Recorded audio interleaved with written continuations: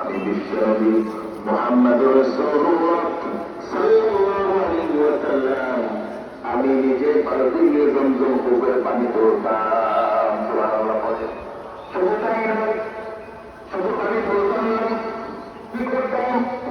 জমজমের পানি আমি কাকে বহন করতাম? আমি আল্লাহর নবী জমজমের পানি কাকে বহন করে আমি আমার হাজিদেরকে খাওয়াতাম।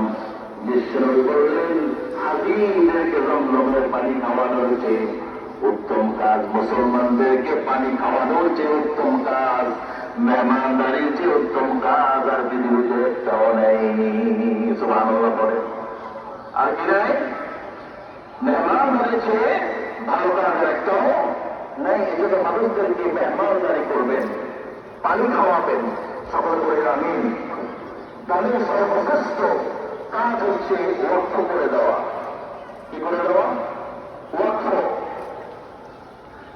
মানুষ যখন মসজিদের জন্য জায়গা ওয়াকফ করে দেয়, আছে না? ওয়াকফ করে দেওয়া যার প্রতিদান আল্লাহর কাছ থেকে পাবে, কিন্তু বান্দার কাছ থেকে সে প্রতিদান চায় না।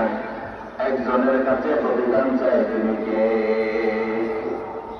ওয়াকফ মসজিদ করে দিন, করে দিন।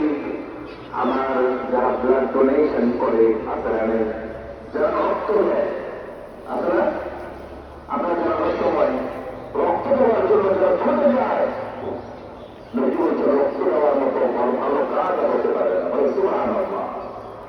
কারণ রক্ত দেওয়ার কারণে একজন মা বেঁচে যায়, একজন মুসলিম বোন আপনার বেঁচে যায়, একজন রূপবতী মা যখন আপনি রক্ত দিয়েছেন, রক্তের সমস্যা হয়ে রক্ত যখন আপনি দিন, রক্ত দেওয়ার কারণে তার জীবন বেঁচে গিয়েছে।